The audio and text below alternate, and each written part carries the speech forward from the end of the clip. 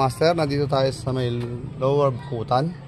Nagkabit tayo kay NMAX version 2 ng two-way alarm ng PIA horn original, pati DSK, pati touch sensor dual horn. Pakita ko po sa inyo. Ito po yung alarm po natin. Remote ng alarm po natin. Pwede natin i-start sa NMAX sa remote, dalawang pindot. Ito po, mandar po siya. Pwede na ipatayin sa unlock. Start po natin ulit. Inagaw po yung motor natin, NMAX natin. Meron po tayo 100 to 150 meters. Tatlong poste po ng Meralco. Pwede po natin patayin sa remote.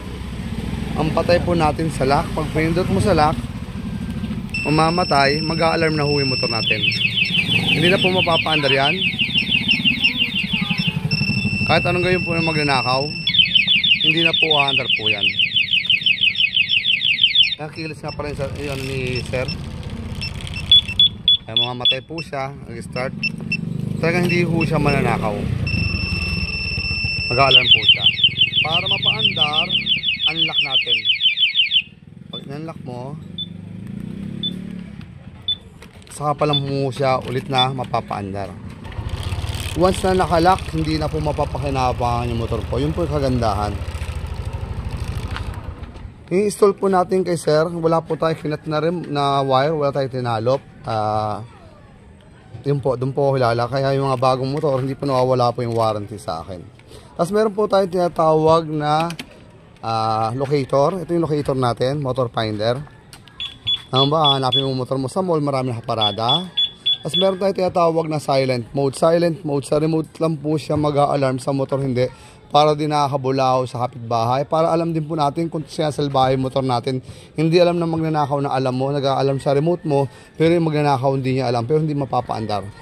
Lock po natin 5 beses. Pipilit natin 5 beses sa lock. 1, 2, 3, 4, 5. Tapos tutog ng 3. Ibig sabihin silent mode. Basta ginalaw po na magnanakaw, dito lang po siya mag-a-alarm. Basta na doon ka sa range sa 100 to 150 meters, mag-a-alarm po sa remote po natin. Malalaman po ninyo kung sinasalbahe po na ang motor po. Pero at wala kayo sa area, hindi po mapapaandar na magnanakaw po yung motor natin. Nakita ho ninyo, nag-a-alarm po siya sa remote. Pero kahit po buksan po yan, hindi po mapapaandar na magnanakaw po yan. Hindi siya andar. Mag-a-alarm lang po siya sa remote. Para mapaandar, unlock po natin. Yan, saka pa lang po siya ulit mapapaandar. Ang ganda. Safe na safe po yung motor po natin. Tapos pakita ko po sa inyo yung kinabit po natin na MDL. Yung MDL natin, dito natin kinabit sa harapan, sa tagiliran. Nakita ko ninyo. Ginamit ko po ulit yung original na bracket. Tapos yung naglagay tayong bracket na stainless. Iba kasi hindi nilalagay yung geto. Stainless na lang. Kaya lang yun kasi nagagalaw, hindi mo na nyo ma-adjust. Hindi katulad nito, pwede nyo adjustan kahit anong oras. Naka-standard po tayo. Pakita ko po sa yung ilaw po natin. Yan po yung stock ni NMAX. Yung stock niya. Ito po yung low po natin. Makita nyo. Diba? Parang naging times 5 yung ilaw natin. DSK 50 watts po yan. As ito high natin, makita nyo. High natin. Buong karsada po. Makita nyo kung gano'ng kalakas. Tapos meron po tayo dual horn. Pati sa loud horn po natin. Ito yung loud horn po natin. Nakita nyo, meron tayong passing. Pag diniinan po natin, meron tayong combo light.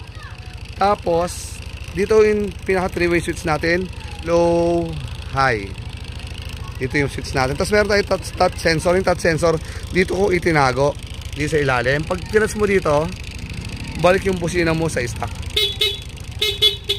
Walang passing.